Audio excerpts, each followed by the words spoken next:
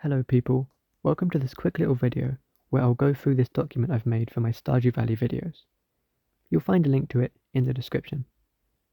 Starting with the first page, you will see each section as one of these buttons. The first thing to note is the red cabbage. In year 1, your only hope for getting that is the travelling cart. As long as you've selected this option, you will get it to show up at least once in the year. As such, you will want at least 1,300 gold each Friday and Sunday, as that's the maximum cost. This first section is everything you have to get before spring ends, no matter what. As you can see, I've already completed most of these in week 1. You can simply change the fill colour of these shapes to mark them as done. This next section is the season-dependent things like fish that you could get away with skipping for now.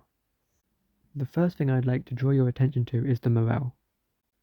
This means that it is an optional item, so you can get away with never collecting this item. In spring, the only way of collecting this is via the secret woods, but it is nearly impossible to get a steel axe in spring.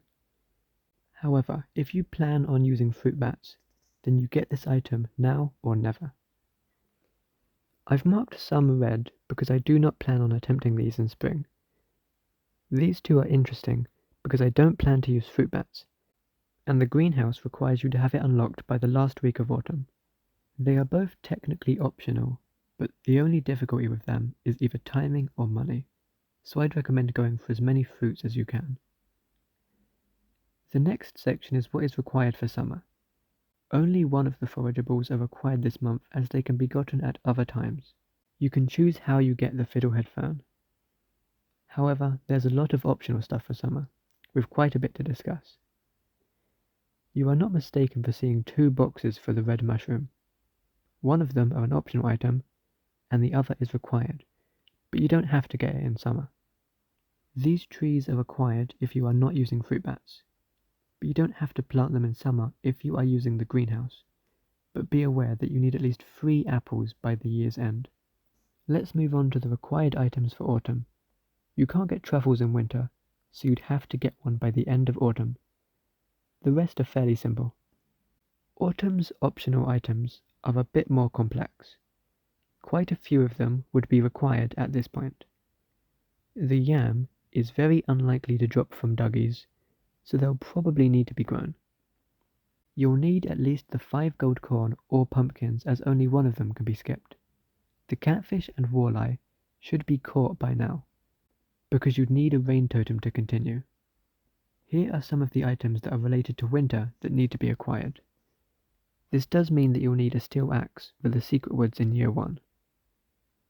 This section is just a crabpot bundle. There is nothing really to say about it. The next set of items is just the stuff from the mines, which should be easy.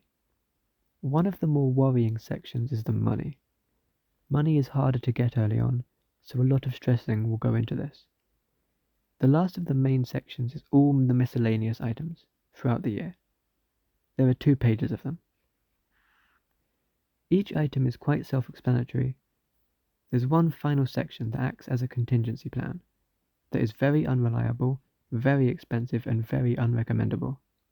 If you missed an item you need for the centre, then your only hope is getting lucky that Smager at the travelling cart has that item for sale. The items on this list are all the ones that Smager will not sell you ever. Good luck, and I certainly hope I'm able to complete the community centre in year 1 over on the Perfect Farm.